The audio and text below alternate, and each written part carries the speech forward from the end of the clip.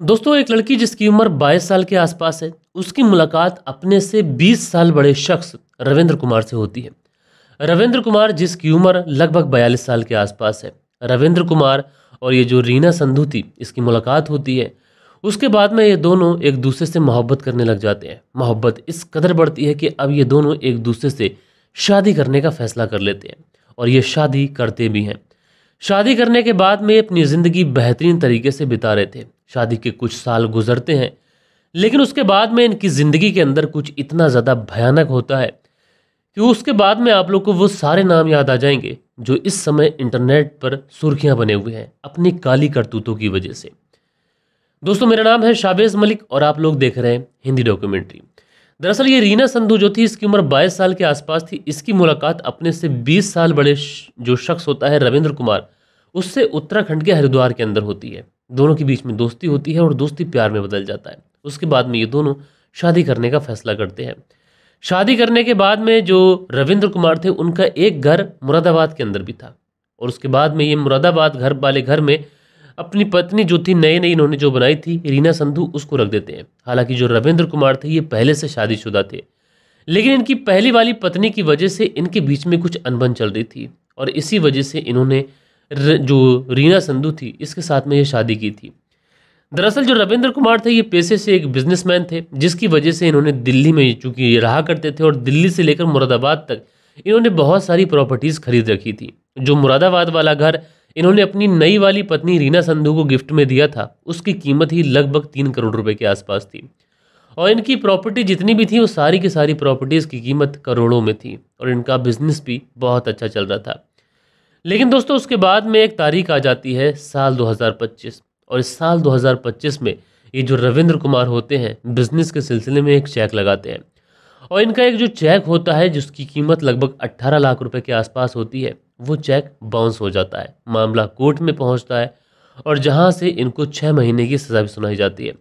लेकिन दोस्तों, ये जो रविंद्र कुमार होते हैं ये पुलिस की गिरफ्त से भागने की कोशिश करते हैं और ये कभी कहीं जाते हैं कभी कहीं जाते हैं। पुलिस इनको ढूंढ रही है और ये जो महिला है रीना संधू ये बताती है कि लास्ट बार जब मेरी बात इस रविंद्र कुमार से हुई थी तो वो मुझसे कह रहे थे कि वो जा रहे हैं और लौट कर कभी नहीं आएंगे। और दोस्तों, उसके बाद में जो पुलिस होती है 5 जून को कोटद्वार से उसको एक वहीं जंगलों से एक डेड बॉडी मिलती है। शुरुआत में कोटद्वार पुलिस को ये लग रहा था कि ये डेड बॉडी है, ये शायद इसका एक्सीडेंट हुआ होगा या फिर कुछ और।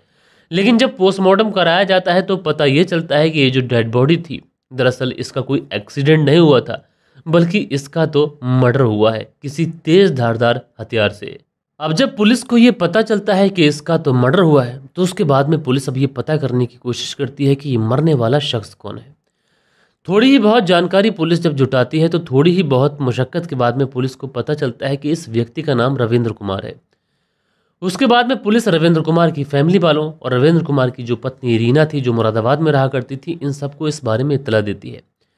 जब दोनों जगह इस तरीके की सूचना मिलती है परिवार में और पत्नी को, तो गम का माहौल था। पत्नी का रो रो कर बुरा हाल था। वहीं परिवार वाले भी ये सोच नहीं पा रहे थे कि आखिरकार उनके भाई रविंद्र के साथ में क्या हो गया। अब उसके बाद में पुलिस जो थी इस मामले की तहकीकात करती है, सारी चीज़ें डिस्कस कर ही रही थी कि इसी बीच में पुलिस के पास में एक लेटर आता है। जो लेटर रविंद्र के भाई ने लिखा था और रविंद्र के भाई कहते हैं कि दरअसल उनके भाई का मर्डर किसी और ने नहीं किया है, बल्कि उनकी ही पत्नी रीना ने किया है। अब जैसे ही पुलिस को ये बात पता चलती है कि रीना ने मर्डर किया है और रीना के ऊपर साफ साफ शक जताया जाता है, तो पुलिस जो थी उसके बाद में 7 जून को जो सीसीटीवी कैमराज होते हैं कोटद्वार के, वो सारे ही सारे सीसीटीवी कैमराज खंगालना शुरू करती है। और दोस्तों, जब सीसीटीवी कैमराज खंगालना शुरू करती है तो आखिरकार पुलिस को 1 जून साल 2025 की सीसीटीवी फुटेज मिलती है, जिस सीसीटीवी फुटेज में साफ दिखाई पड़ता है कि एक कार है, जिस कार का नंबर, ये सारी चीज़ें पुलिस जब चेक करती है तो पता ये चलता है कि ये नंबर तो रविंद्र कुमार की कार का है। अब पुलिस उस कार की फुटेज को जूम करके देखती है तो पता ये चलता है कि रविंद्र कुमार की कार कौन ड्राइव कर रहा है ये तो शायद जानकारी में नहीं आ रहा है, लेकिन उस कार की फ्रंट वाली सीट पर जो महिला बैठी हुई है वो कोई और महिला नहीं है बल्कि रीना ही है। लिहाजा पुलिस का जो शक था ये पुख्ता हो चुका था। उसके बाद में पुलिस क्या थी, रीना को उठा लेती है। रीना को उठाने के बाद में पुलिस थाने लाने के बाद में इससे पूछताछ करती है। थोड़ी देर तो इधर उधर की बातें करने के बाद में जो रीना थी ये पुलिस को सारी सच्चाई बताती है। रीना पुलिस को बताती है कि रविंद्र जो बिजनेस किया करते थे उस बिजनेस के अंदर उन्हें बहुत बड़ा लॉस होता है, जिसकी वजह से 18 लाख रुपए का उनका चेक भी बाउंस हो जाता है, जिसकी वजह से रविंद्र बहुत ज़्यादा परेशान थे।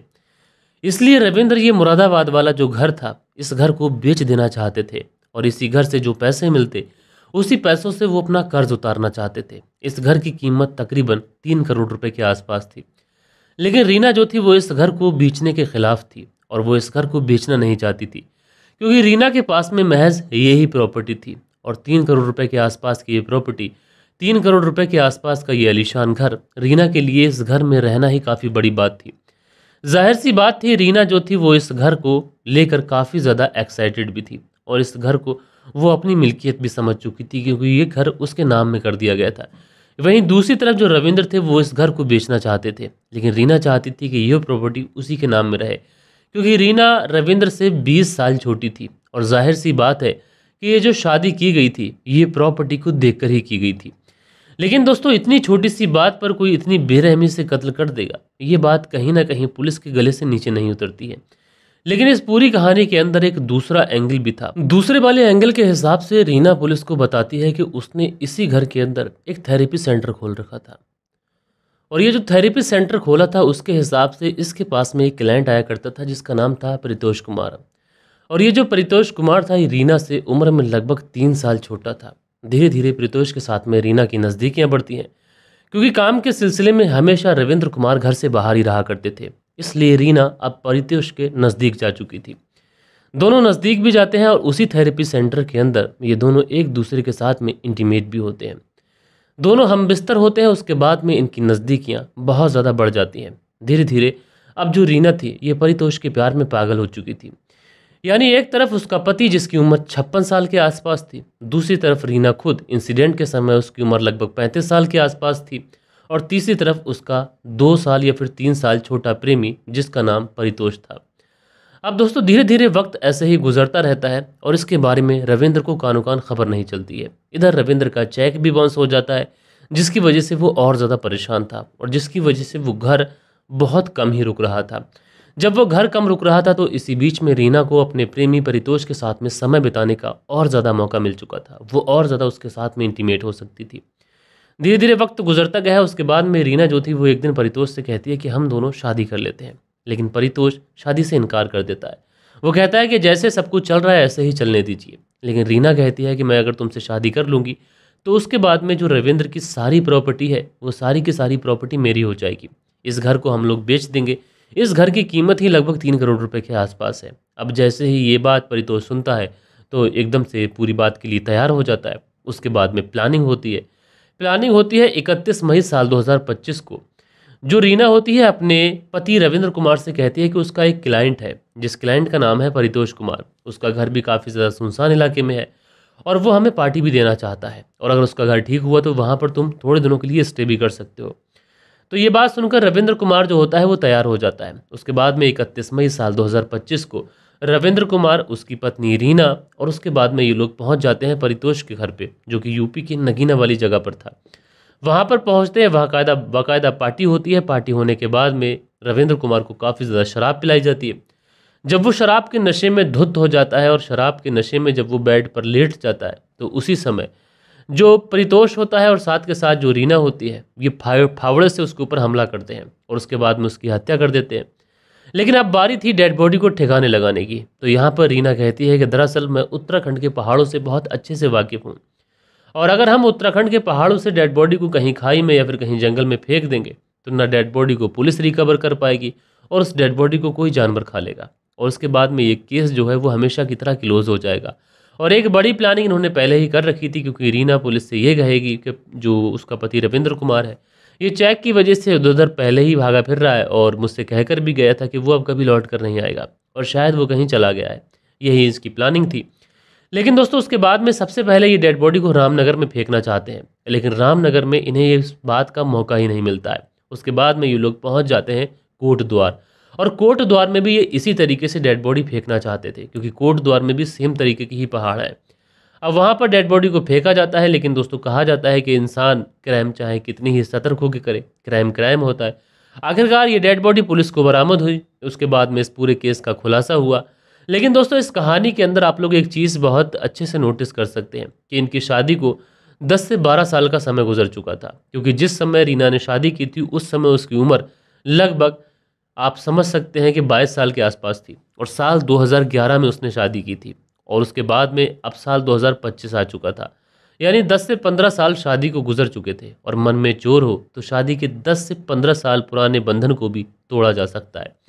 बहरहाल पुलिस ने इसे रीना और जो रविंद्र का कातिल, उसका रीना का बॉयफ्रेंड था परितेश कुमार, इन दोनों को अरेस्ट कर लिया है। लेकिन जितने भी केस हो, चाहे मुस्कान वाला हो, चाहे राजा रघुवंशी वाला हो, या फिर और जितने भी केस हैं, सारे के सारे केस ट्रायल पे चल रहे हैं, और अभी ये भी केस ट्रायल पे चलेगा, और इसमें अभी फैसला आना बाकी है। बहरहाल दोस्तों, ये कहानी आप लोग कैसे हैं, इस कहानी को कैसे देखते हैं, कमेंट्स करके बताइएगा। मिलते हैं दोस्तों कल के दिन किसी और स्टोरी के साथ में। जब तक के लिए अपना ख्याल रखें, देश का ख्याल रखें, परिवार के रिश्तों की अहमियत को समझें। जय हिंद, जय भारत।